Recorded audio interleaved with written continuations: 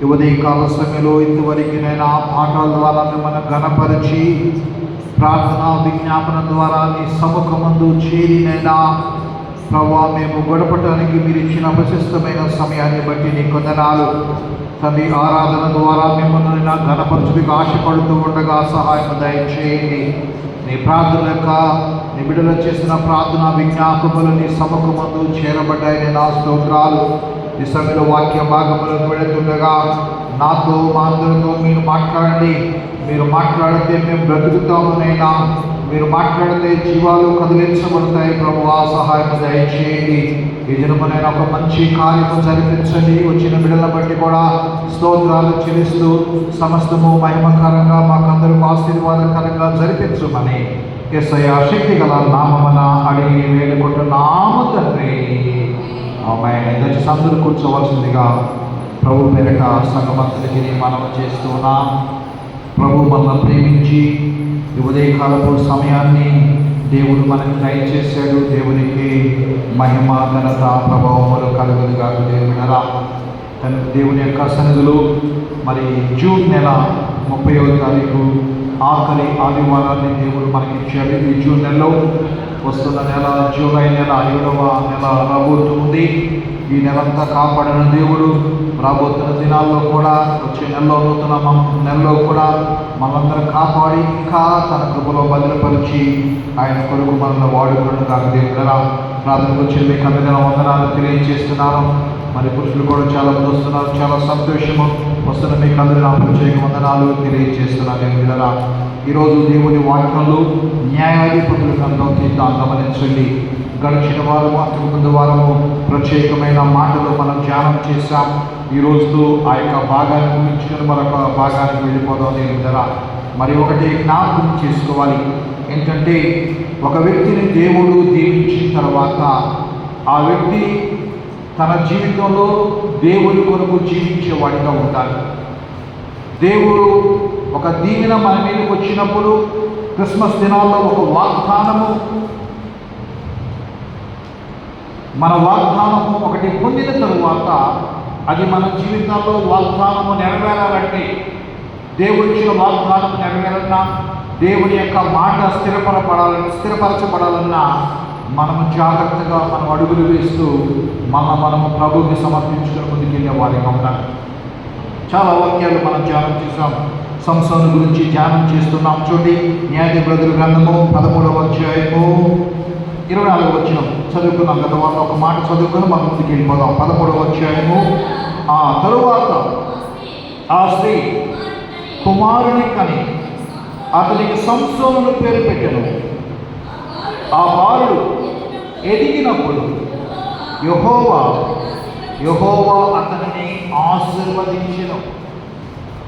దేవుడే ఆశీర్వదిస్తే ఆ వ్యక్తి జీవితం ఎలా ఉందో మనం జ్ఞాపకం చేసుకోవాలి. రాత్రి శనివారం క్లుప్తంగా కొన్ని మాటలు ధ్యానం చేశాం కదా. మరి శోధనలు రాకుండా, శోధనలు ప్రవేశించకుండా ఉండడానికి ప్రభు కొన్ని మాటలు చెప్పాడు. కానీ ప్రభువే శోధనలో నిలొచ్చేట్టుగా మనం చూస్తూ ఉన్నాం. శోధన చేయించాడు. అపవాది ఆయనను 11వ వచనంలో చదవద్దు, కానీ అపవాది ఆయనను విడిచిపోగా ఇదిగో దేవుని దూతలు వచ్చి యేసు ప్రభుకి, అంటే అపవాది విడిచిపో, ఆ వాక్యం నేను చెప్పకూడదు, రాత్రి గుర్తు చేయకూడదు. కానీ ఎందుకంటే అపవాది విడిచిపోయిన తరువాత, అంటే అపవాది ఉన్నా లేదా, అపవాది ఉన్న సాతానుకు లోబడ్డా, అపవాది ఉన్న పాపం వచ్చేలా, అపవాది ఉన్న అపవాది సంబంధమైన మాటలు కాదు, కానీ దేవుని సంబంధమైన మాటలు ఉన్నాయి. ఇప్పుడు మనలో అపవాది ఉందా లేదా? లేదు. మనకేం దేయాలు బట్టియా? నాకు బట్టిదా? నీకు బట్టినయా? కానీ అపవాది సైతాను పట్టకుండా ఉంటేనే, పడితేనే దేవునికి మహిమకరంగా ఉండాలని ప్రభు రుజువు చేసినప్పుడు, పట్టకుండా ఉన్న మనము ప్రభువుని గణపరచాలి లేదా ఒకసారి జ్ఞాపకం చేసుకోండి. ప్రభు చిత్త ప్రకారంగా జీవించాలా లేదా జ్ఞాపకం చేసుకోండి. ఇక్కడ రాయబడ్డ 13వ 24వ వచనంలో ఆ యెహోవా అతనిని ఆశీర్వదించెను. దేవుడు ఆశీర్వదించాడు, కానీ ఆశీర్వాదాన్ని నిలబెట్టుకోవాలి. సంవత్సరం నిలబెట్టుకోవాలి. గడిచిన 2 ఆదివారాల సంవత్సరం గురించి అనేకమైన మాటలు మనం ధ్యానం చేశాం. ఈరోజు కీవర్డ్ తాళపక్షి లాంటి మాటలు నేను జ్ఞాపకం చేస్తాను దేవుడా. ఈరోజు చూద్దని సంవత్సరం జీవితంలో 3 భాగాలు జ్ఞాపకం చేసి, ఒకటి తిమ్నాతుకు వెళ్ళి 14వ అధ్యాయం 1వ వచనము, తర్వాత చూడండి 16వ అధ్యాయం 1వ వచనంలో, తరువాత సంసోను గాజాకు వెళ్ళి, చూడండి గాజాకు వెళ్ళి అనే మాట మనం చూస్తున్నాం 16వ వచనం. ఎందుకు గాజాకు వెళ్ళాడు? తిమ్నాతుకు వెళ్ళాడు, అదొక మజిలీ. గాజాకు వెళ్ళాడు. ఫిలిష్తీయుల పట్టణాలు, ముఖ్యమైన పట్టణాలు 5. అవన్నీ చెప్పాలంటే టైం సరిపోదు మనకి ఆదివారం. 5లో గాజా ఒక మంచి పట్టణం, మనకి ఇండియా దేశంలో మంచి పట్టణాలు ఏది అంటే ఢిల్లీ, కలకత్తా, మెడ్రాస్, బాంబే చుట్టుపక్కల మనకు కనపడుతున్నాయి పెద్ద పెద్ద పట్టణాలు. గాజా 5 పట్టణాల్లో, ఫిలిష్తీయుల దేశంలో 5 ముఖ్యమైన పట్టణాల్లో గాజా ఒకటి. ఆయన గాజాకు వెళ్ళి, అక్కడ రాయబడిన మాట, సంసోను గాజాకు వెళ్ళి వేశ్యనొకతిని చూచి ఆమె యొద్దకు చేరెను. సంసోను జీవితము దేవుడు ఆశీర్వదించాడు. ఒకటి గుర్తుపెట్టుకోవాలి, అనుక్షణము సంసోను దేవుడు ఏర్పాటు చేసుకోవడంలో ఉద్దేశం ఏంటి? తన ప్రజలని కాపాడటానికి. ఫిలిష్తీయులు ఉన్నారు, వీళ్ళందరూ ఫిలిష్తీయులకు అప్పగించాడు. ఎందుకంటే 40 సంవత్సరాలు దేవునికి దూరంగా ఉన్నందువల్ల 40 సంవత్సరాలు అప్పగించాడు. మనం చదువుకున్న అప్పగించిన వారిని విడిపించడానికి వాక్యంలో ఉంది, గాయము చేయకూడనే గాయాన్ని కట్టేది ఆయనే. బడికి పోకపోతే తల్లి కొట్టేది తల్లే, సాయంత్రం వచ్చిన మంచి పెరుగన్నం పెట్టేది కూడా ఆమె. బాగా బడికి పోకపోతే తల్లి కొట్టేది తండ్రి, స్కూల్ దాకా పోయిందంతా ఒక 5 రూపాయలు 10 రూపాయలు నుంచి కొనుక్కోమని చెప్పి డబ్బులు ఇచ్చేది కూడా తండ్రి. ఈరోజు మనం జ్ఞాపకం చేసుకున్నాం, సంసోను జీవితంలో దేవుని ఆశీర్వాదాలు ఆయన పోగొట్టుకున్నాడు. అక్కడ రాయబడ్డ మాట తరువాత 16వ వచనంలో, తరువాత సంసోను గాజాకు వెళ్ళి, తరువాత దేని తరువాత 16వ అధ్యాయం ముందు కనపడుతుంది. ఆయన సంసోన్ని ఏం చేశారంటే, ఆ సంసోను అక్కడ రాయబడ్డ ప్రత్యేకమైన మాట మనం చూసినట్టే ఒక ప్రత్యేకమైన మాట కనపడుతుంది. 8వ వచనం 15 చూడండి, 15వ అధ్యాయం 8వ వచనం. న్యాయాధిపతులు 15 పక్కనే ఉంది. ఆ పొడలతోనూ తుంట్లను విరగొట్టి వాటిని బహుగా హతము చేసిన వాటి పిమ్మట వెళ్ళి ఏతాము బండ సందుల్లో నివసించెను. దానికి ముందు ఏం కనపడుతుంది? ఆయన వెళ్ళాడు, తన భార్య రహస్యం సర్దారులో చెప్పింది. సర్దారులో ఆ యొక్క ఆన్సర్ ఇచ్చిన క్వశ్చన్కి, అంటే ఇప్పుడు కథకు భావన చెప్పారు. అప్పుడు తన భార్య ఇలా చేసిందని కోపంతో వెళ్ళిపోయాడు. కొన్ని దినాలు రాలేదు. తిరిగి వస్తా ఒక జింక పిల్ల, ఒక పిల్ల, మేక పిల్లను తీసుకుని వచ్చి లోపల పోతుండే మామ అన్నాడు, అయ్యా నీ భార్య లేదు, ఎందుకు? నువ్వు వెళ్ళిపోయి చాలా రోజులు అయింది కాబట్టి నీ భార్యను నీ స్నేహితుడికి పెళ్లి చేశాను, నువ్వు చేసుకుని నీ భార్యకి చెల్లిలో కానుంది కదా, చూసావు కదా, చక్కగా అమ్మాయిని చేసుకోమంటే కోపంతో వెళ్ళిపోతాడు. వెళ్ళిపోయి 400 నక్కను పట్టుకొని దాన్ని ఒక తోక కట్టి దివిటీలు కట్టి విడిచిపెట్టినప్పుడు ఆ గోధుమ తోట, ఆ ప్రాంతం అంతా కూడా ఎప్పుడు జరిగినంతగా భయంకరంగా నాశనం జరిగింది. అది ఎవరు చేశారని తెలిస్తే తిమ్నాతీయుడు అనేటువంటి అల్లుడు సంసోను చేశారని తెలిస్తే ఆ ప్రజలందరూ శబ్దాల్లో కోప్పడి బాధపడి ఆ మామని తన భార్యను తీసుకొచ్చి ఏం చేశారంట? మంటలు వేశారు. అప్పుడు ఆయన కోపం వచ్చింది. మనం చూస్తున్నాం అక్కడ ఏం చేశాడు, వెళ్ళిపోయి ఏం చేశాడు తెలుసా? 8వ వచనంలో ఆయన తిరిగి తన ఇంటికి వెళ్లకుండా 8వ వచనంలో రాయబడ్డ మాట ఏంటంటే, అటు పిమ్మట వెళ్ళి ఏతాము బండ సందుల్లో నివసించెను. ఏతాము దగ్గరికి వెళ్ళాడు. పొరపాటు జరిగింది, మనశ్శాంతి లేదు. కష్టం వచ్చినప్పుడు ఏం చేయాలి? దేవుని సన్నిధికి వెళ్ళాలి. దేవుని బిడ్డలైతే కొడుకులు కూతురులో ఏదైనా సమస్య వస్తే ఆ సమస్య ఉన్నప్పుడు తండ్రికి చెప్పుకోవాలి. ఇంటికి వెళ్ళి తన సమస్యను చెప్పుకోవాలి. సమస్య వచ్చినప్పుడు ఇంటికి వెళ్ళాలి, తల్లిదండ్రులు చెప్పుకోవాలి. అంతేగాని ఇల్లు విడిచిపెట్టిపోవటము, ఏదేదో చేయటం అది దేవుని చిత్తం కాదు. సంసోను ఏం చేశాడు? ఇంటికి వెళ్ళా, తల్లిదండ్రులు చెప్పినా ఏతం ఈ వాక్యము ఈ 3 అధ్యాయాలు చాలా బలమైన అధ్యాయాలు. ప్రతి వాక్యము కూడా చాలా మర్మమైనది, వాక్యము కూడా చాలా ప్రాముఖ్యమైనది. ఏతాము బండ సందుల్లో ఏతాము అనే ప్రాంతానికి వెళ్ళాడు. ఏతాము అనే ప్రాంతం ఎక్కడ ఉందో తెలుసా? చూడక దేవుని వాక్యలో నిర్గమాకాండము 13వ అధ్యాయము 27వ వచనం చూస్తే, ఇశ్రాయేలు ఐగుప్తు దేశములో నుంచి వస్తున్నప్పుడు రాయబడమాట. చూడండి, నిర్గమాకాండం 13వ అధ్యాయము 20వ వచనం చూడండి ఏమంటాడు. త్వరగా చదవాలి. 13వ అధ్యాయం 20వ వచనం. వారు ఆ సుక్కోత్ అనే మాట్లాడు. వారు అక్కడ నుండి 20వ వచనమ్మా 13:20. వారు సుక్కోత్ నుండి ప్రయాణమైపోయి దేని దగ్గర? అరణ్యమందు దగ్గరున్న ఏతాములో దిగిరి. వారు చూడండి, ఐగుప్తు దేశంలో నుంచి వస్తున్నప్పుడు పౌలు ప్రవచించిన దేశానికి రాకముందు వారు సుక్కోతు నుంచి ప్రయాణమైపోతూ వారి మొదట దిగిన స్థలం ఏంటంటే ఏతాము. దేవునికి దూరమైన స్థలం ఏతాము. తనకు సమస్య వస్తే ఏతాము దగ్గర వెళ్ళి నివాసం చేస్తున్నాడు. వాళ్ళందరూ ఫిలిష్తీయుల సర్దారులు కానీ అదే గవర్నమెంట్ కదా, వాళ్ళు వచ్చి ఇశ్రాయేల్ అందరినీ కూడా బాధ పెడతా ఉన్నప్పుడు ఇశ్రాయేల్లో కొంతమంది వెళ్ళి ఏం చేశారు తెలుసా? సంసోను ఎక్కడున్నాడో కనుక్కొని ఏతాము దగ్గరికి వెళ్ళి సంసోనుతో అన్నాడు, ఏమన్నాడు, ఎందుకు ఆ రీతిగా చేశావు అని వాళ్ళని అడిగినప్పుడు ఆయన ఏమన్నాడు తెలుసా? 11 చివరి అంటాడు, ఫిలిష్తీయులు మనకు ఏలిన వారిని తెలియదా? నీవు వారికి ఏమి చేస్తావు చెప్పగా, అప్పుడు ఆ సంసోను అన్నాడు, వారు నాకు ఎట్లు చేస్తారో అట్లో నేను వారికి చేస్తుందని చెప్పాను. అప్పుడు అన్నాడు, మిమ్మల్ని పట్టుకొని పోకపోతే నన్ను బంధిస్తున్నప్పుడు నన్ను పట్టుకొట్టుకున్నాను. సంసోన్ని బంధించి ఊరికి మేము అప్పచెప్తామయ్యా, అప్పుడు మాకు కష్టాలు తీరిపోతాయి. అంటే జైలు ఎవరైనా ఉన్నప్పుడు, ఆ పిల్లలు ఎవరు ఉన్నప్పుడు మీ నాన్నను తీసుకొస్తే మేము వదిలిపెడతామని ఇక్కడ కొడతంటే వాళ్ళని తీసుకొస్తారు చూడు, అలాగా సంసోన్ని తీసుకొచ్చారు. సంసోను తీసుకొచ్చి వాళ్ళకి అప్పగించి మా పని అయిపోయిందని ఇశ్రాయేలు వెళ్ళిపోయిన తర్వాత సంసోను తిరుగుబడి అక్కడ గాడిద దవడతో చాలా మందిని చంపేస్తాడు. అలసిపోతాడు, చచ్చిపోయేటట్టు అయిపోతాడు. ఒక్కడు చాలా మంది సైన్యము, వాళ్ళ దగ్గర చాలా వస్తువులు ఉన్నాయి, బాణాలు ఉన్నాయి, విల్లులు ఉన్నాయి, ఎన్నో ఉన్నాయి. ఈ చేతిలో ఒక వస్తువు లేదు, ఏ దొరకలా. అక్కడ ఒక చచ్చిపోయిన గాడిద దవడ దొరికింది, దాన్ని తీసుకొని కొడతాడు. 100 మంది 1000 మంది చచ్చిపోతారు. అప్పుడు ఒక మాట రాయబడుతుంది. ఎందుకు చెప్తున్నానంటే 18వ వచనం 15-18. అప్పుడు అతడు మిక్కిలి దాహము కొనినందున యెహోవాకు మొరపెట్టి, నీవు నీ సేవకుని చేతికి ఈ గొప్ప రక్షణ దయచేసిన తరువాత నేను ఎడ్లు దప్పిక చేత చచ్చి సున్నతి పొందిన వారి చేతిలో పడవలనా అని వేడుకొనగా, దేవుడు లేహీలో ఉన్న ఒక గోతిని చీల్చెను, దాని నుండి నీళ్లు బయలుదేరను.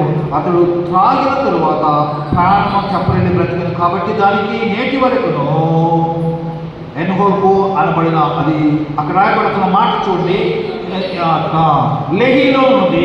20వ వచనం, మన ముఖ్య వచనం. అప్పుడు ఫిలిష్తీయుల దినములో 22 ఇశ్రాయేలుకు 22 ఏళ్ళు ఇశ్రాయేలుకు సంసోను న్యాయాధిపతిగా ఉండేను. ఇప్పుడు 16 చివర 16 ప్రారంభంలో తరువాత సంసోను గాజాకు వెళ్ళి దేని తరువాత అనేక మంది ప్రజలను చంపిన తర్వాత, గాడిద వచ్చేట ప్రజలను చంపిన తర్వాత నీళ్లు లేక అలసిపోతూ ఉన్నప్పుడు దేవుడు ఆయనకు సహాయం చేశాడు. అక్కడ అరణ్యంలోనే ఒక గోతిని చీల్చి అక్కడి నుంచి నీళ్లు పైకి వచ్చాడు. చూసావా? సంవత్సరం తాగటం నీళ్ళు ఒక ప్రాంతంలో, ఆ ప్రాంతంలో ఎక్కడో ఊరి దూరము వారందరూ చంపాడు, అలసిపోయాడు. దేవుడి దగ్గర ప్రార్థన చేశాడు, ప్రభువా నాకు ఇంత గొప్ప రక్షణ ఇచ్చావు, నేను ఆ స్తోత్రాలు అన్నాడు. ఇంకేమన్నాడు తెలుసా? ఈ ఫిలిష్తీయుల చేత నేను చచ్చిపోతానేమో, ఎందుకు వాడు చంపితే కాదు, నాకు దాహం వేసి చచ్చిపోయేటట్టున్నాను ప్రభువా, కనుక నీళ్ళు ఇవ్వంటే అక్కడే నేలలో నుంచి నేల చీలి నీళ్ళు వచ్చింది, నీళ్లు తాగాడు. అంత గొప్ప కార్యం దేవుడు చేశాడు. అంత గొప్ప కార్యం చేసిన తర్వాత ప్రభువుకు స్తుతి చెల్లించి తిరిగి ఇంటికి వెళ్ళాలి. ఇంటికి వెళ్ళకుండా ఎక్కడ వెళ్ళాడు? తరువాత, అంటే దేవుడు మేలు చేసిన తరువాత దేవుడు ఆ టైంలో అక్కడ నీళ్ళు ఎక్కడ లేవు, లేని కాడ నీళ్లు సృష్టించిన తరువాత దేని తర్వాత ఆయన ప్రాణం ఏమైందంట, ఏమన్నాడు? ప్రాణము చెప్పలేని మాట ఉంటుంది అక్కడ. ఆ నీటి దగ్గర ప్రాణము చెప్పలేను అంటే ప్రాణము చెప్పలేని తరువాత దేవుని స్తుతి చెల్లించాల్సినాడు. ప్రాణము చెప్పలేని తర్వాత తిరిగి తన ఇంటికి వెళ్ళవలసిన వాడు ఏం చేశాడో తెలుసా? గాజాకు వెళ్ళాడు. గాజాకు వెళ్ళి అక్కడ ఒక స్త్రీని చూచాడు. ఆ స్త్రీ పేరంట, ఆ స్త్రీ పేరు ఏం చెప్తున్నా, ఢిల్లీలా. గమనించిన ఆ స్త్రీ పేరు ఢిల్లీలా. చూసి అక్కడికి వెళ్ళాడు. ఆమె చెప్తే అక్కడ ఏమన్నాడు తెలుసా? ఢిల్లీలా దగ్గర వచ్చి ఆమె యొద్ద చేరెను. ఆ ఢిల్లీలో దగ్గర చేరినట్టు మనం చూస్తాం. ఢిల్లీలో కాదు, అక్కడ పేరు రాయబడి అక్కడ వెళ్ళి వేశ్యను ఒక దాని చెంత చేరెను. గాజాలో ఒక వేశ్య దగ్గరికి చేరు. వేశ్య దగ్గర ఉంటున్నాడు. దేవుడు అన్ని మేలు చేస్తే మర్చిపోతున్నాడు. ఈ దినాల్లో కూడా నీ పక్షమున దేవుడు అనేకమైన మేలు చేస్తూ ఉన్నాడు. దేవుడిని మనం ఈ రోజు వరకు బ్రతుకున్నామంటే దేవుని కృపండి. ఇంతవరకు దేవుడు మనం దేవస్థంలో ఇంతవరకు మన బలహీనతను బట్టి ఎప్పుడో చనిపోవాల్సిన మనల్ని దేవుడు జ్ఞాపకం చేస్తున్నాడు. రాత్రి నాకు ఫోన్ వచ్చింది, నాకు లేట్గా వచ్చింది. నా అగ్రహారంలో నాకు తెలిసిన ఒక వ్యక్తి చనిపోయాడు. ఆయన పెద్ద వయసు ఏం కాదు, నాకంటే చిన్న వయసులో వచ్చాను తెలియదు, కానీ పెద్ద వ్యవసాయం చేస్తూ ఉంటాడు. ఆకారం పెద్దగా ఉంది. చనిపోయాడు. ఏంటి అని చూస్తే గ్యాస్ సిలిండర్ ఎక్కువైందంతా చనిపోయాడు. అందరూ వెళ్ళి చూసి వచ్చారు. నేను వెళ్ళాలనుకున్నా. అయితే నాకు రాత్రి తెలిసింది 5 గంటల సమాధి అయిపోయింది. ఆయన గత 3 దినాల క్రితం నేకుల బాధ 2 జ్ఞాపకార్థాలు ఒకే రోజు జరుగుతున్నాయి. అక్కడికి వచ్చాడు. ఆయన చనిపోతున్న ఎవరు ఊహించలా. అలాంటి దినాల్లో మనకున్నా, అలాంటి అపాయకరమైన దినాల్లో ఉండి దేవుడు కాపాడుతా ఉంటే నువ్వు దేవుని మీద ఆనుకుంటున్నావా, లోకం మీద ఆనుకుంటున్నావా? సంసోను జీవితంలో ఆ యొక్క స్త్రీ దగ్గరికి వీళ్ళు అక్కడ ఉంటున్నారు. ఆ స్త్రీ దగ్గరికి వీళ్ళు అక్కడ ఉన్నట్టే ఆమె ఎవరు? ఫిలిష్తీయ స్త్రీ. ఆమె ఎవరు? వాళ్ళ ఇశ్రాయేలుకు శత్రువైన స్త్రీ. ఆమె దగ్గర ఉంటే ఆ ఫిలిష్తీయులందరూ వచ్చి సర్దారులు ఆమెతో మాట్లాడుతున్నారు. అమ్మా, సంసోను బలము దీంట్లో ఉందో తెలియచేస్తే నీకు 1001 దీనారాలు ఇస్తాం. 1001 నాణ్యాలు. చూడండి ఏమి ఇస్తామన్నాడు అక్కడ ఉంది. 5వ వచనం చివరిలో ఉన్నాడు. 1000 వెండి నాణ్యములు ఎక్కించుదని చెప్పి ఆమెను ప్రలోభ పెట్టాడు. 1000 అంటాం. 1000 అంటే 1001 చిన్నప్పుడు అది చదువుతున్నప్పుడు చిన్నప్పుడు గుర్తొచ్చింది. ఇక్కడ పెద్దవాళ్ళు నాకు గుర్తుంటుంది. ఏంటంటే గొడ్లు కొలుస్తున్నప్పుడు, మా తాతయ్య కొలుస్తున్నప్పుడు మమ్మల్ని పొలవమని చెప్పేవాడు. మేము కొలుస్తున్నప్పుడు మా తాతయ్య కొలుస్తున్నప్పుడు 5, 4 మానికలు, 5, 5, 6, 6 అంతేనా? 5 1 6 1 6 1 తర్వాత 6 1 తర్వాత 7 అనకూడదు, 8 6 1 అది గుర్తొచ్చింది. నాకు జ్ఞాపకం చేసింది. ఇక్కడ రాయబడ్డ మాట ఆమె సంసోను ఆమె దగ్గర ఉన్నాడు కాబట్టి వేశ్య యొక్క మనసు మనకు తెలుసు కాబట్టి, వేశ్య ఏ రీతిగా సంపాదన కలిగిందో మనకు తెలుసు కాబట్టి సంసోను అడిగిందయ్యా, నీ బలము దీంట్లో ఉందో నాకు చెప్పవా? నువ్వు నా దగ్గర ఉన్నప్పుడు నేను ఎంతో ప్రేమిస్తున్నాను కదా, నీ బలము చెప్పమంటే 3 విషయాలు చెప్తాను. చూడు 7వ వచనం అన్నాడు, 7 నిరవందించవలు నన్ను బంధించేలా నేను బలహీనుడనై సామాన్య మనిషి వలె ఒకని వలె అవుదునని ఆమెతో చెప్పాను. 7 నిరవందించవలు. 7 ఎందుకన్నాడు అది నేను చెప్పడానికి సమయం చాలు. ఆ రీతి 7 నిరవందించవలతో కట్టేసిన తర్వాత ఏమైపోయింది? అయ్యా, నీ మీద ఫిలిష్తీయులు పడుతున్నారు.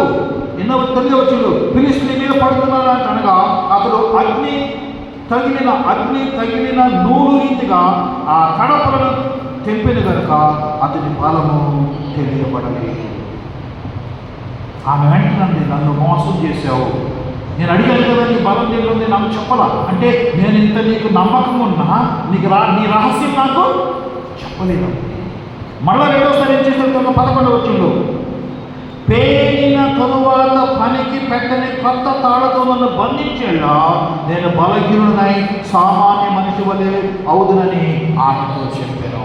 పేరిన కొత్త పెద్ద తాళ్ళు, పనికి వాడన తాళ్ళు నన్ను బంధిస్తే నేను బలహీనైపోతాను. ఆమె ఆయన్ని ఆ తాళ్ళతో బంధించి అయ్యా ఏమైనా ఫిలిష్తీయులు పడుతున్నారు అన్నప్పుడు వెంటనే ఆ తాళ్ళు కొత్త తాళ్ళు ఏమైపోయిందో తెలుసా? ఆ తాళ్ళు తెగిపోయినట్టుగా చూస్తున్నాం. ఎలా తెగిపోయినట్టే కొత్త తాళ్ళు, పేరిన తాళ్ళు పూర్తిగా తెగిపోయినాయి. తర్వాత 11వ వచనం చూడండి. అప్పటికి ఆమె నన్ను నిజం చెప్పడం లేదంటే ఆ 11వ వచనం కలపది, నీవు నా తల జడను 7 అల్లికల చేత అల్లిన ఎడలా సరి అని ఆమె చెప్పగా అంతటా ఆమె మేకులతో దాన్ని దిగుబడి 7 నా జడ ఉందిగా, మనం జడ 7 అల్లికలు. స్త్రీలు జడ వేసుకుంటారు 3 భాగాలు తీస్తారా, అంతేనా? జడ వేసుకోవటం అప్పుడు మా కూతురికి వేసేవాళ్ళు చిన్నప్పుడు స్కూల్కి పోస్తారు, ఈ 2 జడలు పక్క అది 7 జడల 7 నా వెంట్రుకలు పెద్ద వెంట్రుకలు కదా, 7 జడలు అల్లినట్టే నాలో ఉన్న బలం పోద్దన్నాడు. ఆ బలము పోద్దన్నప్పుడు ఆ 7 జడలు అల్లి ఆ జడలంట పొడుగ్గా పెట్టేసి ఆ 7 జడలు 7 సీళ్ళు కొట్టారు, ఇలా సీళ్ళు కొట్టారు పై. అప్పుడు సంసోను నీ మీద పడుతున్నారు. వెంటనే లేచాడు, ఆయన బలమాయంలోనే ఉంది. మొదటి 7 నిరమంజలి చువ్వలు, రెండవది కొత్త తాళ్ళు, మూడవది 7 జడలు, అంటే 7 జడలుగా అల్లి చేసింది పోయింది. అప్పుడు సంసోను ఆ దగ్గర ఉన్నటువంటి ఆ స్త్రీ వేషంది, నువ్వు నమ్మనే నమ్మకంలా, ఇంతగా నేను నీతో మంచిగా ఉన్నప్పటికీ, ఇంతగా ప్రేమిస్తున్నప్పటికీ అంటే సంసోనుకి అర్థం కాల, ఈమె వేష కదా ఎంతమందినో ప్రేమించింది, వాళ్ళని నమ్మని అనుకోవాల. సంసం నిజంగా నన్నే ప్రేమిస్తుంది అనుకున్నాడేమో నాకు తెలియదు. కానీ ఒక బాధాకరమైన మాట చూడండి ఎలా పడుతుందో, 16వ వచనం చూడండి ఏమంటాడు, ఆమె అనుదినము మాటల చేత అతన్ని బాధపరిచి తొందర పెట్టినందున అతడు ప్రాణము విసిగి, మాటల చేత రోజు ఆయన బాధపడతావు, మాటల బాధపడతావు. ఆయన ఇల్లు పెట్టి తన సొంత ఇల్లు ఉంది కదా, పోవచ్చుగా, పోలా మైకంలో పడిపోయాడు. అక్కడే తన జీవితాన్ని తప్పని తెలిసి కూడా దేవుని చిత్తమని కాదు కూడా తన ఒక ఎడిక్టివ్, దానికి బానిస అయిపోయి, వ్యసనానికి బానిస అయిపోయి. ఈరోజు గుర్తుపెట్టుకున్నా, చాలామంది వ్యసనాలకు బానిస అయిపోతున్నారు. వ్యసనం వచ్చి బయటికి రాలేకపోతున్నారు. దానిలోంచి బయటకు వచ్చి దేవుని కొరకు జీవించాలి అనుకుంటున్నారు. ఎంతకాలం జీవించాలి, ఒక దినం నేను మంచిగా దేవుని కొరకు జీవించాలని మానవుడు తలచడం లేదండి. అక్కడ రాయబడిన మాట ఉంది, అందులో ప్రాణము విసిగి ఏం చేస్తాట చావబోయెను. చచ్చిపోవాలనుకుంటున్నాడు. చాలామంది ఈ లోకంలో చచ్చిపోవాలనుకుంటారు. కానీ ఎప్పటికైనా మనం చచ్చిపోతాం లేదా? కానీ ఒకటి ఆశ ఉండాలి, ప్రభువా నేను నీ కొరకు చచ్చిపోవాలి. ఎప్పుడో చచ్చిపోతాం, యాక్చువల్గా చచ్చిపోవచ్చు. నాకు ఉదయం ఫోన్ వచ్చింది, నాకు జీవనం మరి అమ్మాయి కుమారి వాళ్ళ మధ్య చెందుతూ నాకు తెలియదు. నేను పొద్దున్నే ఉదయాన్నే బయలుదేరాను, బండి మీద వెళ్ళి ఇద్దరం బయలుదేరి పోదామని. వెంటనే కుమారికి ఫోన్ చేసి సమయం ఇంకా హాస్పిటల్కి తీసుకురాడు, అది పోస్ట్ మాస్టర్ ఖాళీ తీసుకురాడు, వచ్చినప్పటికీ ఫోన్ చేస్తాను చేయమని చెప్పాడు. యాక్చువల్గా చచ్చిపోతారు, రోగాలు చేసి చచ్చిపోతున్నాం. ఏదో ఒక రీతిగా ఈ లోకంలో మనం మట్టిలో కలిసిపోవాలి. ఏదో ఒక రీతిగా కలిసే బదులుగా దేవుని కొరకు చచ్చిపోయగలవటం మించిన గొప్పతనం మరొకటి లేదండి. ఎట్టకే చచ్చిపోతున్నాం కదా, ఊరికి చచ్చిపోవాలి, దేవుని కొరకు చచ్చిపోవడం మంచిది. కానీ సంస్థలు అనుకోవట్లా. సంస్థలు ఏమంటుంది కదా, తన ప్రాణము విసిగి సాగుకోరి 15వ వచనం చూడండి. అప్పుడు అతడు తన అభిప్రాయం అంటే ఆమె తెలియజేసిన, నేను తల్లి గర్భమును పుట్టిన మొదలుకొని దేవునికి నా జీవం చేయబడిన కనుక నా తల మీద మంగళ కత్తి రాలేదు. నాకు క్షౌరము చేసినగా నా బలము నా వల్ల తొలగిపోను, ఇతర మనుషుల వలె అవును. చావబోరి తన రహస్యాన్ని తన తల్లికి కాదు, కొడుకు కాదండి, ఒక వేశ్యకు చెప్పాడు. ఎంతో భయంకరమో చూడండి.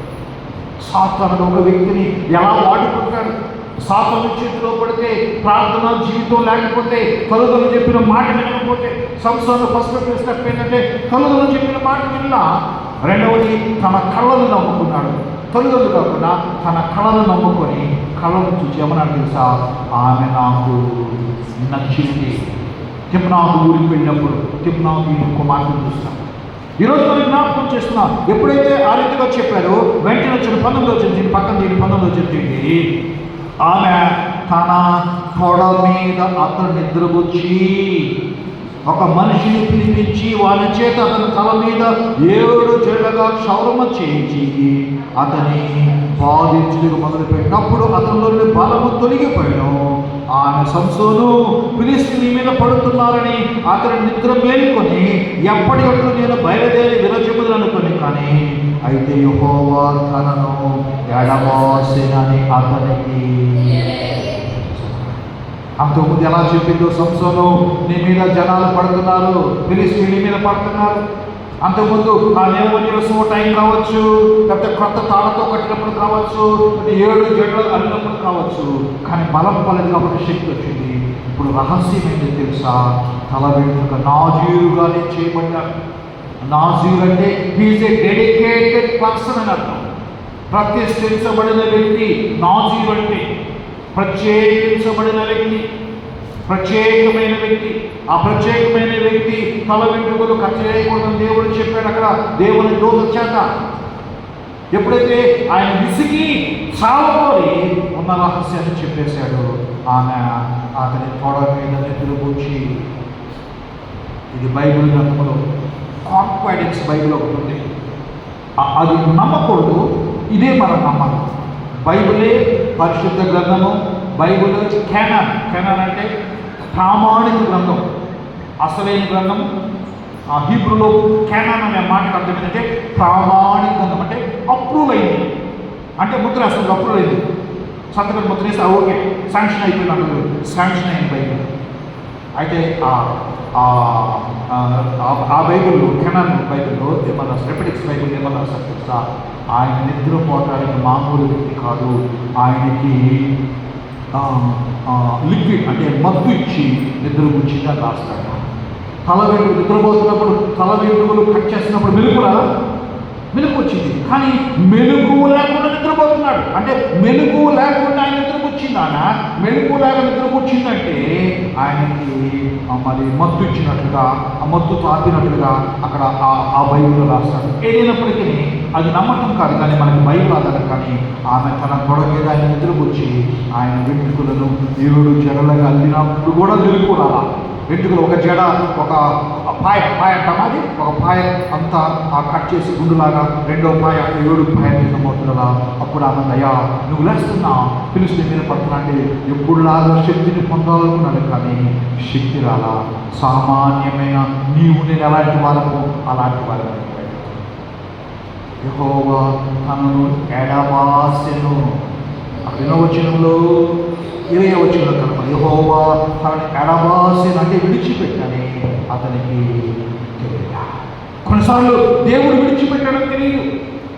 మనం ఇంకా దేవుడు విడిచిపెట్టాలనుకుంటాం. కరెంటు బాగా వెంటనే తెలిసిపోతుంది. ఏది ఆ లైట్ ఆగిపోవడం తెలిసిపోతుంది. కరెంటు పోయింది. ఫ్యాన్ కరెంటు పోయినప్పటికీ తెలియదు. ఫ్యాన్ ఎందుకు కరెంటు పోయినా కాసేపు ఏం చేస్తుంది, తిరిగి ఇంకా తిరుగుతుంది అనుకున్నా. అది స్లో అయిపోయినా కరెంటు పోయినటువంటి 1 నిమిషం 2 నిమిషాలు కరెంటు పోయింది. ఎందుకంటే అది స్పీడ్ తగ్గింది కాబట్టి. కొంతమంది జీవితాల్లో దేవుడు విడిచిపెట్టేదా? దేవుని కృప మనతో ఉందా లేదా? దేవుడు నాకు సహాయం చేస్తాడా లేదా గ్రహించలేకపోతారు. పర్వాలేదు అనుకుంటున్నాం, కానీ ఏదైనా జరిగింది ఏంటి ఇలా జరిగింది, మొన్నటి పని వల్ల అనుకుంటా. దేవుడు ఎప్పుడు విడిచిపెట్టకూడదు. నీ జీవితాన్ని జ్ఞాపకం చేసుకో. సంసోను దేవుడు దీవించి గొప్పగా వాడుకోవాలనుకుంటే సంసోను దేవుని చేతిలో వెళ్ళిపోయాడు. ఎప్పుడైతే అక్కడ రాయబడ్డ మాట చూడండి 20వ వచనంలో, అప్పుడు ఫిలిష్తీయులు అతను పట్టుకొని అతని కన్నులు ఊడదీసి ఆ గాజా పట్టణం తీసుకుని వచ్చి అతని ఇత్తడి సంఖ్యతో అతను బంధించి అతను బందీ గృహములో తిరుగులో వాడాయను. అయితే అతని క్షౌరము చేసిన తర్వాత అతను తల వెంట్రుకలు తిరిగి మొలుచుట మొదలుపెట్టాను. పట్టుకున్న తను ఏం చేశారు తెలుసా? అతని కన్నులు ఏం చేశారు? పట్టుకొని అతని కన్నులు ఊడదీసి. ఎందుకు కన్నులు పోయినాయి? ఆయన కళ్ళని నమ్ముకున్నాడు. కళ్ళు నేత్రాశ. ఆమె నచ్చింది, గాజా పట్టుకున్నట్టు ఆమె నచ్చింది. చూడండి అక్కడ రాయబడ్డ మాట మనం చదువుకుంటూ అక్కడ అయిపోయింది 16 అయిపోయిన తర్వాత ఎందుకు ఈ మాట చదువుకున్నా? ఆ గాజాకు వెళ్ళాడు, వేషకాన్ని అక్కడి నుంచి బయలుదేరి 4వ వచనంలో వచ్చిన చూడండి, పిమ్మట అతడు సేరేకులో ఉన్న గెలీలోని స్త్రీని మోహింపగా, ఎక్కడంట? ఏ లోయ? సేరేకు లోయ. అక్కడ రాయబడ్డ మాట చూడండి, ఏమన్నా వస్తుందో తెలుసా? మరి సేరేకు లోయలోకి వచ్చాడు. ఒకటి తిమ్నాతు దగ్గరికి వెళ్ళి ఫస్ట్ మజిలీ, రెండవది గాజాల యొక్క వేష్యను చూచి, మూడవది ఇక్కడ తిమ్నాతులో ఉన్నటువంటి దాన్ని మానికి గాజాకు వెళ్ళి గాజా నుంచి మూడవ మజిలీ ఏంటంటే షోరేకు లోయలో డెలీలా స్త్రీని మోహించి తన జీవితంలో పతనము ఉన్నటువంటి పతనము సేరేకు లోయ. షేరేకుని మాటకు షోరేకుని మాటకు శ్రేష్టమైన ద్రాక్ష అని అర్థం. కానీ అక్కడ శ్రేష్టత లేదు. ఆయన ఎక్కడికి వెళ్ళంటే లోయలో ఉన్న డెలీలా దగ్గరికి వెళ్ళి, లోయ అంటే కింద ఉందా పైన? భూమి కంటే కింద ఉన్న దాని లోయ. ఇంకా దిగిపోయాడు, ఇంకా పడిపోయాడు. అక్కడ డెలీలా ఈ బైబిల్లో ఈ సంస్థల గురించి 13వ అధ్యాయము 14వ అధ్యాయము 13, 14, 15, 16 4 అధ్యాయులు, అంటే ఒక 3 పేజీలు మాత్రమే ఉంది ఈ సంస్థల గురించి. ద క్యారెక్టర్ ఆఫ్ సంసోన్ అని ఒక పెద్ద పుస్తకం, దాదాపు 450 పేజీల పుస్తకం ఉంది. అనేక విషయాలు రాస్తారు సంసోన్ చరిత్ర, ఫ్రెండ్స్ గురించి, స్థితి గురించి రాస్తారు. ఈ డెలీలా సంసోన్ ఎంతో ప్రేమించిందంట. డెలీలా ఆమె అప్పగించిన తర్వాత 1001 వెండి నాణ్యాలకి 100 వెండి నాణ్యాలు అమ్మిన తర్వాత అమ్మేటప్పుడు సంసోను ఆ డెలీలా బాధపడిందంట. నేను మోసం చేస్తున్నానేమో, నా ప్రొఫెషన్ అంటే నా వృత్తిలో కూడా నేను నమ్మకం ఉండాలి, వేషణ వృత్తిలో కూడా నమ్మకం ఉండాలనుకుందంట. ఆ మంటది ఆయన్ని మీరు కొట్టకూడదు. ఎవరిని? సంసారం. ఆయన మీద రక్తము రాకూడదు, దెబ్బలు తినకూడదు, ఆయన్ని బాధ పెట్టకూడదు. ఆయన ఒంటి నుంచి ఒక రక్త బొట్టు కూడా బయటికి రాకూడదు. వాళ్ళు అన్నారు, ఒక్క రక్త బొట్టు కూడా బయటకు రాని, ఆయన కొట్టనే కొట్టం అని చెప్పి ఆయన కన్నులు ఊడబెరికి, గుడ్డి మీద ఒక దెబ్బ పడదు. చూసారా? కన్నులు ఊడబెరికి ఏం చేశారట? ఆ కన్నులు ఊడబెరికి అక్కడ ఒక మాట అంటాడు, మనం త్వరగా ముందుకెళ్ళి కదా, బందీ గృహములు తిరుగులి విసరివాడాలి. ఆ దినాల్లో తిరగలు విసరటం, మనకు తెలుసా? తిరగలు విసరటం అనేది చాలా అవమానకరమైన పని. ఇశ్రాయేలీయులు తిరగలు విసిరే వాళ్ళు ఎవరంటే పురుషులు కాదు, స్త్రీలు కాదు, బిడ్డలు కాదు. తిరగలు విసిరేవంటే బానిసలు. ఎవరట? అటు కొనుక్కుంటారు. అది 4 మనుషులు కొనుక్కుంటారు, బానిసలు కొనుక్కుంటారు. ఐగుప్తు దేశంలో యోసేపు కూడా అలాగే కొనుక్కున్నారు. ఆ బానిసలు తిరగలు విసరాలి, ఇంట్లో కూడా ఎవరు తిరగలు విసరకూడదు. అయితే బానిసలు చేయించిన పని చేయించారు. ఇంకా కింద వచ్చిన వాళ్ళు చూస్తే ఆయన తీసుకొచ్చారు 20వ వచనంలో, వారి హృదయంలో సంతోషపరిచిన వెంటనే మనం పరిహారం చేసుకోండి. సంస్థను పిలిపించడం నడిపించిందా? సంస్థను బందీ గృహంలోకి పిలువబడ్డాం. వారు అతని గుడి స్తంభముల మధ్యన నిలబెట్టి అపహాస్యము చేయించు ఉండెను. 20వ వచనం అంటాడు, వారిని మన దేవత మన శత్రువైన సంస్థను మన చేతికి అప్పగించిందని చెప్పుకొని తమ దేవతైన దాగోనుకు మహాబలి అర్పించుటకు పండగ ఆచరిస్తూ ఉంది. పండగ చేసుకున్నారు సంస్థలు ధరించారు. ఎందుకు? సంస్థల దేవుడేమో తన్ని సజీవుడైన దేవుడు, సంస్థలు నమ్ముకున్న దేవుడేమో యెహోవా దేవుడు. కానీ ఫిలిష్తీయులు నమ్ముకున్న దేవుడు దాగోను దేవుడు. దాగోనుకు బలి ఇవ్వడానికి సంస్థను తీసుకొచ్చారు. వాళ్ళ దృష్టి ఏంటంటే సంస్థని మాకు బంధించింది ఎవరంటే దాగోను మన దేవత. వాళ్ళ దేవుడు సజీవుడు కాదు, వాళ్ళ దేవుడు శక్తిమంతుడు కాదు. మాకు అప్పగించాడు, ముందు ప్రభుత్వాన్ని అప్పగించాడు. జనాలందరూ కూడా మేము గెలిచాం, మా పార్టీ గెలిచింది, ఫిలిష్తీయుల పార్టీ, ఇశ్రాయేల్ పార్టీ ఓడిపోయింది, ఇప్పుడు మేము ప్రభుత్వాన్ని పరిపాలిస్తున్నాము. రెండోది ఇప్పుడు సంస్థను బలాఢ్య సంస్థను దగ్గరికి తీసుకొచ్చి సంస్థని చంపడానికి ప్రయత్నం చేస్తున్నాడు. చంపడానికి కాదు, వారి ముందు ఆటలాడుతా కళ్ళు కనపడలేదు కాబట్టి ఆయనతో ఏమంటాడు తెలుసా? 16 గుడి పరిహాసము చేయించుకుని ఎగతాళి చేస్తూ ఉన్నాడు. అక్కడ రాయబడ్డ మాట, అప్పుడు సంసోను యెహోవా ప్రభువా దయచేసి నన్ను జ్ఞాపకం చేసుకున్నాము, దేవా దయచేసి ఈసారి మాత్రమే నన్ను బలపరచుము, నా 2 కన్నుల నిమిత్తము ఫిలిష్తీయులను ఒక్కసారి దండించి పగ తీర్చుకుందని యెహోవాకు మొరపెట్టి గుడికి ఆధారమున్న 2 స్తంభముల మధ్యలో ఒక దాన్ని కుడి చేతిని మరొక ఎడమ చేతిని పట్టుకొని నేను ఫిలిష్తీయులను తోనూ చనిపోదు అని చెప్పి ఆ సర్దారులు ఉన్నారు, అక్కడ పనివారు ఉన్నారు. అక్కడ పనివారు కళ్ళు కలపడగా తీసుకొస్తే వాళ్ళకి ఏమన్నట్టయ్యా, మేము ఈ గుడి దగ్గర ఉన్నాం కదా, ఈ గుడి నిలబడటానికి మూల స్తంభాలు ఉన్నాయని విన్నాను. ఎక్కడ స్తంభాలు? ఇట్లా 2 స్తంభాలు ఉన్నాయి. గుడి మొత్తం 2 స్తంభాల మీద నిలబడ్డాయి. ఇక్కడ మనకున్నట్టుగా పెద్ద పిల్లర్స్ అక్కడ నిలబెట్టుకున్నప్పుడు కుడి చేతిలో ఒక పిల్లలు, ఎడమ చేతిలో ఒక పిల్లలు పెట్టుకొని యెహోవా దగ్గర ప్రార్థన చేశారు. తండ్రి, కృపతో నన్ను దేవుడు ప్రేమ కలవాడండి. ఒక్క మాట ప్రభువును జ్ఞాపకం చేసుకుంటే నువ్వు ఎలాంటి వ్యక్తిమైనా ఎలాంటి జీవితం జీవిస్తున్నా దేవుడు జ్ఞాపకం చేసుకుంటాడు. ఈ మధ్యాహ్నం గుర్తుపెట్టుకునే జీవితంలో ఎప్పుడైతే ఆ రీతిగా అన్నాడో ఆ కృపతో జ్ఞాపకం చేసుకోమన్నాడు చూడండి. అప్పుడు వెంటనే ఆయన ఏం చేస్తాడు తెలుసా? 30వ వచనంలో ఫిలిష్తీయులు చనిపోయిన తర్వాత ఒకదాని ఎడమను చేతను పట్టుకొని నేను ఫిలిష్తీయులను చనిపోవడం అక్కడ చెప్పి బలముతో వంగినప్పుడు ఆ సర్దారుల మీదను దానిలో ఉన్న జనులందరి మీద పడిన మరణకాలముతో చంపిన వాళ్ళ లెక్క కంటే జీవిత కాలముతో చంపిన వాళ్ళ లెక్క ఎక్కువైన కనుక అక్కడ 2 స్తంభాలు పట్టుకొని ఎప్పుడైతే పడేశాడు ఆ గుడి మొత్తం పడింది. అతడు జీవితకాలం చంపిన వారి కంటే ఆ దినం చచ్చిపోయిన వారు ఎక్కువ మంది కనపడుతున్నారు.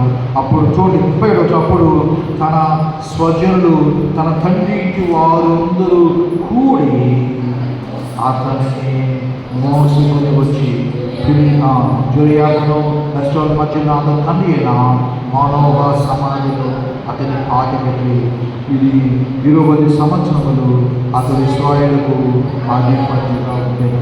అధిపతి అక్కడ రాయబడ్డ మాట తెలుసా? 30వ చివరిలో అతని బంధువులు కూడి వచ్చి అతనిని మోసుకొని వచ్చి సంసోన్ని మోసుకొని పోయాడు. ఆ గుడి పడిపోయింది. గుడితో పాటు ఫిలిష్తీయులు చనిపోయారు, సర్దారులు చనిపోయారు. సర్దారులతో పాటు నేను మరి సంసోను కూడా చనిపోయినట్టుగా మనం చూస్తూ ఉన్నాం. ఎంత భయంకరమైన కార్యము! దేవుడు కోరుకొని ఆయన ఏర్పాటు చేస్తే దేవుని ప్రణాళికలో ఉన్న వ్యక్తి ఏ ఉద్దేశం ఏర్పాటు చేసిన ఆ ఉద్దేశాన్ని సక్సెస్ చేయకుండా మోసుకొని పోబడేవాడిగా చూసావా? ఒక అన్య దేశంలో చనిపోయినప్పుడు మోసుకొని పోబడేవాడున్నాడు. అయితే దేవుడు అతన్ని క్షమించి ప్రేమించి ఏం చేశారు తెలుసా? ఆయన తిరిగి బలమును ఈ రీతిగా సంసోను జీవితం జరగటానికి కీవర్డ్ ఏదో తెలుసా? ఈ రీతిగా సంసోను జీవితంలో ఇలాగా సమస్యలు రావడానికి దేవుని యొక్క మాట, వాగ్దానం, ఆయన రూలు, ఆయన శాసనం ఉంటుంది.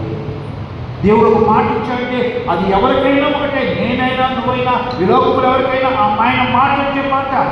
చూడండి, ఇప్పుడు దేవుని వాక్యంలో ఒక మాట చదువుకుందాం. ఏ మాట చదువుకుందామంటే దేవుని వాక్యంలో చూడండి, ఇక్కడ నంబర్ సంఖ్యాకాండము 6వ అధ్యాయము 1 నుంచి 6 వచనాలు నేర్పడుతుందో. సంఖ్యాకాండం 6వ అధ్యాయం, సంఖ్యాకాండం 6వ అధ్యాయంలో దేవుడు మోషేతో చెప్తున్నాడు. 6వ అధ్యాయం 1వ వచనం చూడండి. ఇది మనకి తాళపు చెవి లాంటి మాటలు. చూద్దాం, చూడండి ఏమంటే 6వ అధ్యాయంలో మరియు యెహోవా మోషేకి ఇలా సెలవిచ్చెను, నీవు ఇశ్రాయేలుకు చెప్పుము, పురుషుడే కానీ స్త్రీయే కానీ యెహోవాకు నాజీరవుటకు. సంసోను నాజీరా కదా? ఎవరైతే నాజీరవుతున్నాడో, నారీతిగా ప్రతిష్ఠించబడుతున్నాడు అంటే అక్కడ నంబర్ 1 అని కింద ఇచ్చాడు, ప్రత్యేకముగా ఉన్నట్టు కన్నాడు కింద.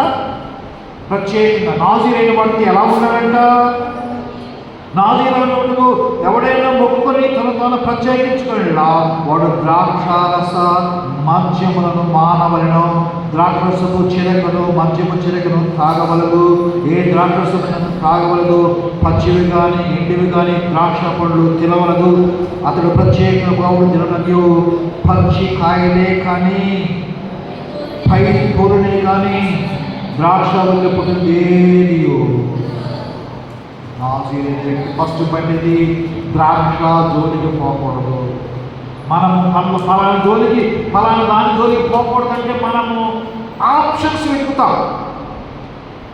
అలా పోను కానీ ఇలా పోతాం, అది చేయదు కానీ ఇలా చేస్తాం, ఇది పర్వాలేదు, ఆప్షన్స్, అవకాశాలు చూస్తాం. ప్రభు అన్నాడు అక్కడ రాయబడిన మాట, టైం లేదు మనం గురించుకున్న ద్రాక్ష తుక్కు అంట. కుక్క ఏమన్నాడు అక్కడ? తోలు అంటే ద్రాక్షకాయ పట్టుకోండి, ద్రాక్షకాయ చిన్నగా తీస్తే పల్సగా వచ్చింది పైన, అది మొత్తం జాగ్రత్త తిండి లోపలికి అంతా మెత్తగా ఉంటుంది తింటాను. అందుకు అట్లని విత్తనాలు తీసేసి మనం జులుకుతూ తినవచ్చు. అంటే తోలు ఎంత సన్నగా ఉంటుంది, ఆ తోలు కూడా తినకూడదు. ద్రాక్షకాయ కాదు, రసం కాదు, తోలను కూడా తినకూడదు. ఇప్పుడు దేవుడు ఎంత అంటే దేవుడి శాసనం అంటే శాసనం, మాట అంటే మాట. ఇలా చేయకూడదని చేయకూడదు, ఇలా చేయొచ్చా, ఇది పర్వాలేదా, ఇలాగా అని అనకూడదు. మరొక అవకాశం అనేది లేదు. అక్కడ ఒక నాజీరుగా చేయబడ్డ వ్యక్తి ద్రాక్ష జోలికి పోకూడదు. రెండవ చూడండి 5వ వచనం, అతడు నాజీరుతో మొక్కుకున్న దినములన్నింటిలో మంగళకత్తి తల మీద వేయ వరకు, అతడు యెహోవాకు తను ప్రతిష్ఠించుకున్న దినము నెరవేరే వరకు అతడు ప్రతిష్ఠే తల వెంట్రుకలను ఎదగనీయవలెను. సంస్థ ఏం చేశాడు? తల వెంట్రుకలకు రాయబడ్డ మాట 16వ తేదీ న్యాయాధిపతుల గ్రంథం 16:19 ఏం రాయబడుతుంది? 16:19 ఏం రాయబడుతుందో మనం జ్ఞాపకం చేసుకున్నాం. 16:19 వచ్చినాం. ఆమె తొడ మీద నిద్ర కూర్చి తన వెంట్రుకలను 7 జడలుగా అల్లి వాటిని ఏం చేసినట్ట, మరి మనం తిరుపతి వెళ్ళాలి, వెళ్తుంది ఎక్కడికి? గుణదల వెళ్తుంటాం, గుడులు చేయించుకున్నాం చూడు, అలాగే గుణదల గుడిలా చేసి. ఇక్కడ ఏం రాయబడుతుంది? దేవుని యొక్క మోషేకు, ఐగుప్తు దేశంలో చూస్తున్న మోషేకు దేవుడు దేవుడు ఇశ్రాయేలుకు కొన్ని నియమాలు, కొన్ని చట్టాలు పెట్టాడు. ఆ చట్టంలో ఎవరైతే నాజీరుగా ఉంటాడో వాడు ద్రాక్ష పండ్లని, కాయని, తొక్కుని, రసాన్ని, దాని స్మెల్ని చూడకూడదు, దాని జోలికి రాకూడదు. 1. 2 తల వెంట్రుకలు కత్తిరించకూడదు. 3వ 6వ వచనం చూడండి, అతడు యెహోవాకు ప్రత్యేకమైన దినములన్నిటిను ఏ శవమును ముట్టకూడదు. ఏ శవం అంటే ఆడ శవము, మగ శవము, పిల్లి, కుక్క, పంది, ఏదైనా శవము ఏ శవాన్ని టచ్ చేయకూడదు, ముట్టకూడదు. చూడండి న్యాయాధిపతుల గ్రంథం 14వ అధ్యాయం 9వ వచనం చూడండి. న్యాయాధిపతుల గ్రంథం 14వ అధ్యాయం 9వ వచనం ఏమంటాడు చూడండి. అతడు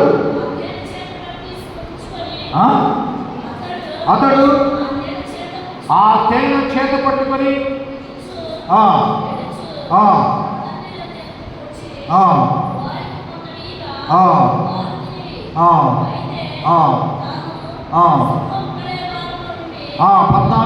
అతడు దాని కళేబరము నుండి ఎన్నో వచ్చినమ్మా, ఎన్నో అధ్యాయము 14 ఎన్నో వచ్చిన 9. అతడు ఆ తేనె చేత పట్టుకొని తినచ్చు వెళ్ళచ్చు, తన తల్లి ఎద్దుకు వచ్చి వాటిని కొంత ఈగా వారు తిన్నారు. అయితే తాను సింహపు కళేబరముల నుండి ఆ తేనెను తీసిన సంగతి తల్లిదండ్రులకు చెప్పలేదు. కళేబరము అంటే చచ్చిపోయిన ఎండిన ఎముకలు. ఆ సింహాన్ని ఒకరు చనిపోయాడు కదా, తిరుగాలు తీసుకొచ్చిన ఒక సామెత కూడా వేశారు కదా. ఆ సింహపు కళేబరములో ఉన్నటువంటి తేనెను తీసుకుని ఒకసారి ఆ మార్గం రెండోసారి తన భార్యని తల్లిదండ్రులు తీసుకొని చూడటానికి పోతుంటే, నేను చంపిన సింహం ఎలా ఉందని చూస్తే ఆ సింహం చచ్చిపోయింది, ఎండిపోయింది, కళేబరం అయిపోయింది. దాంట్లో తేనె పెట్టి ఆ తేనె తీసుకొని వచ్చేది. కళేబరం ముట్టకూడదు. అప్పుడు కళేబరాన్ని ముట్టి దాంట్లో ఉన్న తేనెను తీసుకొచ్చి తల్లిదండ్రులు. ఇక్కడ దేవుని శాస్త్రం ఏమన్నా తెలుసా? ఎవడైనను దేవుని చేత నాజీరైన వ్యక్తి, సంఖ్యాకాండం 6వ అధ్యాయంలో అతడు యెహోవా ప్రతిష్ఠ దినములన్నిటిలో ఏ శవమును, ఈ 3 పనులు చేశాడు. ఈ 3 పనులు 2 పనులు మనకు కనపడదు. ఒకటి శవాన్ని ముట్టి తేనె తెచ్చినట్టు కనపడుతుంది, తల వెంట్రుకలు తీయవేయబడినట్టుగా మనకి దేవుని ఆజ్ఞను మీరంటే కనపడుతుంది. నీవైనా నేనైనా దేవుని ఆజ్ఞను మీరామంటే దేవుని చిత్తాన్ని నిర్మివ్వాలంగా తగిన ప్రతిఫలాన్ని ఖచ్చితంగా మనం పొందేవాళ్ళున్నాం. సంసోను జీవితంలో దేవుడు చేసిన కార్యం చూద్దాం. దేవుడు సంసోన్ని ఏర్పాటు చేసుకుని దేవుడు గొప్ప బలం ఇచ్చి తన తల్లి గర్భిణి రాకపోయినప్పటికీ ఆమె కాంపు లేని ఉన్నప్పటికీ ఆయనను నీవు కుమారుని కందువు అని చెప్పిన దేవుని వాగ్దాన ప్రకారంగా తల్లి నమ్మకం ఉంది, తల్లి నమ్మకున్నాడు. కుమారుడు సంసోను నమ్మకం. తల్లిదండ్రులు చెప్పిన మాట విన్నా. ఈ దినాల్లో బిడ్డలు ఎవరొస్తున్న తల్లిదండ్రులు చెప్పిన మాట విన్నారో నాకు తెలియదు, కానీ తల్లిదండ్రులు చెప్పిన మాట ఖచ్చితంగా వినాలి. తల్లిదండ్రులు చెప్పిన మాట వింటే దేవుడు దీవిస్తాడు. ఎందుకంటే తల్లిదండ్రులు చెప్పిన మాట ప్రకారంగా నువ్వు దీవిస్తూ పడుతున్నప్పుడు ఒక దినము దేవుడు చెప్పిన మాట కూడా వినేవాడు ఉంటావు. తల్లిదండ్రులు చెప్పిన మాట వినేవాడిగా లేకపోతే దేవుడు చెప్పిన మాట కూడా వినేది కాదు. కానీ దేవుడు సంసోనుని క్షమించాడు. ఆఖరి దశలో దేవుడు సంసోన్ని వాడుకోవాలనుకున్నాడు, వాడబడలా. దేవుడు సంసోన్ని తన కొరకు వాడుకోవాలనుకున్నాడు, కానీ దేవుని కొరకు వాడబడలేదు. కానీ దేవుడు సంసోన్ని క్షమించాడు. ఎందుకంటే ఆఖరి దశలో ప్రార్థన చేశాడు, ప్రభువా నీ కృప చేత నన్ను. అది ఒక్క మాట. అంటే సంసోను నరకంలో లేడు, పరలోకంలో. సంసోను దేవుని మాట పైన చాలా హెచ్చరికలు కనపడుతుంది. చూడండి, ఆఖరికి చదువుకున్న హెబ్రీ పత్రిక 11వ అధ్యాయం కూడా విశ్వాసుల వీరులు కనపడుతుంది. కొత్త నిబంధనలో హెబ్రీ పత్రిక 11వ అధ్యాయంలో విశ్వాస వీరుల గురించి రాయబడతాయి. ఎవరు విశ్వాసం కలిగిన వారు, ఎవరు దేవుని రాజ్యానికి వారసులు, ఎవరు దేవుని గ్రంథములో దూరపడ్డాడు చూసుకుంటూ 11వ అధ్యాయం 32వ వచనం చూడండి ఏమంటాడు. హెబ్రీ 11:32 అంటాడు. ఏమంటాడు అక్కడ? ఇంకను ఏమి చెప్పుదునో 11:32 207వ పేజీ. ఇంకను ఏమి చెప్పుదునో గిద్యోను, బారాకు, సంసోను, యెఫ్తా, దావీదు, సమూయేలు వారి గురించిన ప్రకటన గురించి వివరించుటకు సమయము చాలదు. 32 సంసోను పేరు మనకు కనపడుతుంది. ఇంకను ఏమి చెప్పుదునో యెఫ్తా గురించి రాయబడుతుంది, సంసోను గురించి రాయబడుతుంది, దావీదు గురించి రాయబడుతుంది, మరి బారాకు గురించి, గిద్యోను గురించి. గిద్యోను వేశ్య కుమారుడు దేవుడు వాడుకున్నాడు. ఇక్కడ మనం జ్ఞాపకం చేసుకునే చాలా విషయాల్లో జ్ఞాపకం చేయబడుతుంది. ఈ మధ్యాహ్న కాలం నేను ముగిస్తున్నాను. దేవుడు ఒకటి గుర్తుపెట్టుకున్నా, దేవుడు సంసోన్ని వాడుకోవాలనుకున్నాడు, కానీ సంసోను దేవుడు చేతిలో వాడబడలేదు. తన తల్లిదండ్రులు చెప్పిన మాట వల్ల, దేవుడు చెప్పిన మాట వల్ల క్రమక్రమేణా తన జీవితంలో ప్రాంతానికి వెళ్ళాడు. అక్కడ చనిపోయాడు. తిరిగి తన ఇంటికి రాలా, గాజాకు వెళ్ళాడు, వేష దగ్గర చేయడు. అక్కడ తన జీవితాన్ని సరి చేసుకోవాలా, ఇబ్బందులను తిరిగి వెనక్కి రాలా. అక్కడ కిమ్నాథు, తర్వాత గాజాలలో వేసి తర్వాత ఒక లోయలోకి వెళ్ళాడు. ఏ లోయ? సేయూరు లోయలోకి వెళ్ళాడు. గెలీలా చెంతకు చేరాడు. అక్కడే లోయలో తన జీవితము సమాప్తమైంది. తర్వాత తన బంధువులకు తెలిసి వచ్చి అతనిని మోసుకొని పోయేవాడిగా తన జీవితం తెలుసుకున్నాడు. ఈ మధ్యాహ్నం జీవితాన్ని జ్ఞాపకం చేస్తూ ఇది తన తల్లి తనకు చెప్పింది, సంసోనుకు తెలుసు. అందుకనే ఆ సావబోయి ఆ యొక్క రహస్యాన్ని దీనిలోకి, అంటే సంసోనుకు తెలుసు ఏది చేయాలో తెలుసు, ఏది చేయకూడదు. బలం ఎలా ఉందో తెలుసు, బలం పోవాలంటే తెలుసు, కానీ విసిగిపోయి చెప్పినట్టుగా మనం చూస్తున్నాం. ఈ మధ్యాహ్న కాలంలో నీకు కూడా దేవుడు తెలియచేసినప్పుడు నువ్వు జాగ్రత్త పడాలి, దేవుడి కూడా నమ్మకం ఉండాలి. ముందుగానే దేవుడు మోషే ద్వారా సంఖ్యాకాండం 6వ అధ్యాయంలో జ్ఞాపకం చేశాడు. ఒకడు నాజీరు చేయబడినప్పుడు అతడు ద్రాక్షరసాన్ని ముట్టకూడదు. ఒక నాజీరు చేయబడినప్పుడు తన జీవితంలో ఎన్నడూ కూడా శవాన్ని ముట్టకూడదు. నాజీరుగా చేయబడినప్పుడు 3 జ్ఞాపకం చేసేది ఏం చేయకూడదంట, తన తల వెంట్రుకలు కత్తిరించకూడదు. అయితే సంసోను దేవుడు చెప్పిన మాట ప్రకారం జీవించకుండా, దేవుడి చేతి వాడబడకుండా మన గొప్ప వ్యక్తి, ఉన్నతమైన వ్యక్తి, అనేక మందికి గడపటించే వ్యక్తి అతనైపోయింది పనికిరాకుండా. అయినా దేవుడు క్షమించాడు. ఆఖరి దశలో ప్రభువా కృపతో నన్ను జ్ఞాపకం చేస్తున్నప్పుడు మధ్యాహ్న కాల సమయంలో దేవుడిని వాడుకోవడానికి దేవుడు ఏర్పాటు చేశాడు. దేవుడిని తన కుమారుడుగా కుమార్తెగా వాడుకోవడానికి దేవుడిని ఏర్పాటు చేస్తే నువ్వు లోకములో పడిపోతున్నావా, పాపములో పడిపోతున్నావా, లోకానుసారంగా జీవిస్తున్నావా, నీ కళలు నమ్మి ఏదేదో పోయి దేవుని ఆశీర్వాదాలు పోగొట్టుకున్న వాడుతున్నావా, ఒకసారి జ్ఞాపకం చేసి అందరూ తల పంచుకున్నాం, ప్రార్థన చేద్దాం. దేవుడా, ఈ మధ్యాహ్న కాల జీవితాన్ని జ్ఞాపకం చేస్తూ దేవుడు ఒక మంచి అవకాశం నీకు ఇచ్చినప్పుడు అవకాశాన్ని ఏ రీతిగా వాడుకుంటున్నావో ఒకసారి గుర్తుపెట్టుకో. దేవుడికి మంచి అవకాశం ఇచ్చావు, జాగ్రత్త. తిరిగి లోకము నుంచి బయటికి రా, నేత్రాశ నుంచి బయటికి రా, జీవపడము నుంచి బయటికి రా. ప్రభు అంటున్నాడు, నేను ఉన్నానన్నాడు, నీ కొరకు నేను గొప్ప కార్యం చేస్తాను ప్రభు అన్నాడు. నీ కొరకు నేను రక్తము కార్చాను. ఓ సహోదరి సహోదరా, నీ కొరకు నేను ఎన్ని కార్యాలు చేస్తే ఇంకా నాకు దూరంగా ఉంటావు ఎందుకు? నాకు దగ్గరగా రా. నా వైపు పళ్ళు, లోకం వైపు పడబాక, నా వైపు పళ్ళు. సంసోను వలె అంత బలం ఇచ్చింది నేను, శక్తినిచ్చింది నేను, వాడుకుంటాను నేను. నా బలాన్ని నా శక్తిని మరి వ్యర్థం చేసామని జ్ఞాపకం చేశాను. దేవుని మారిందంటే ఆ దేవుడు ఎందుకు నేను ముగింపు మాటలు చెప్తున్నాను. అందరి తల వచ్చి ప్రార్థన చేయండి. దేవుడు గొప్ప బలం ఎందుకు ఇచ్చాడంటే తన ప్రజలను కాపాడుకోవడానికి. ఇంకా చాలా మర్మాలు ఉన్నాయి. గొప్ప బలాన్ని ఎందుకు ఇచ్చాడంటే తన ప్రజలను కాపాడుకోవడానికి గొప్ప బలం ఇస్తే ఆ బలాన్ని వేశ్యల కొరకు ఖర్చు పెడుతున్నాడండి. ఢిల్లీలోకి ఖర్చు పెట్టాడు తన బలాన్ని. చూసామా? సేయుడు ఆ యొక్క తిమ్నాథు ప్రాంతానికి వెళ్ళి అక్కడ తన బలాన్ని వ్యర్థమైన లోకానికి, శత్రువుకు ఖర్చు పెట్టాడు. శత్రువు ఫిలిస్తీన్కి తన బలాన్ని ఖర్చు పెట్టాడు. తన ప్రజలకి ఖర్చు పెట్టుకోమని దేవుడు ఇస్తే ఈ దినాల్లో నీ బలాన్ని దేనికి ఖర్చు పెడుతున్నావు? తగిన మూల్యం చెల్లించాలి మనం దేవుడికి. నీ బిలాన్ని నీ సొంతదాన్ని ఖర్చు పెడుతున్నావా? శత్రువు ఖర్చు పెడుతున్నావా? సాధారణ ఖర్చు పెడుతున్నావా? నీ తెలివిని నీ సొంతదానికి ఖర్చు పెడుతున్నావా? శత్రువు ఖర్చు పెడుతున్నావా? దేవునికి వ్యతిరేకమైన దాన్ని ఖర్చు పెడుతున్నావా? గుర్తుపెట్టుకో. దేవుడిచ్చిన బలమును దేవునికి ఇవ్వాలి. దేవుడిచ్చిన జ్ఞానాన్ని దేవునికి ఇవ్వాలి. దేవుడు మనకి ఇచ్చిన ఆస్తిని ఏది దేవుడు మనకి ఇచ్చాడో అది దేవునికి ఇచ్చేవాడు ఉండాలి. బైబిల్లో అనేక మంది వ్యక్తులు మరి ఆ సమయంలో తల్లి మరి అన్న దేవుడు తన బిడ్డలిస్తే దేవుడు తన బిడ్డలు దేవుడికి ఇచ్చింది. మనం దేవుడు మనకి ఇచ్చింది మనం దేవుడికి ఇచ్చేయకూడదు, కానీ వ్యర్థమైన దానికి ఇచ్చేవాడు పట్టుకోవడం. దేవుడు ఎంత వేదన చెప్పాడో సంసారం గురించి. సంసారం కొట్టి దేవుడు బయటకు తీసుకురాలా. ఆ నీళ్లు లేకుండా చంపేలా. ఎందుకు? ఆయన లోకం ఎంతో ప్రేమిస్తున్నాడు. నిన్ను నన్ను మనం ప్రేమిస్తున్నాడు. ఈ మధ్యాహ్న కాలంలో ఆయన ప్రేమను అర్థం చేసుకోవాలి.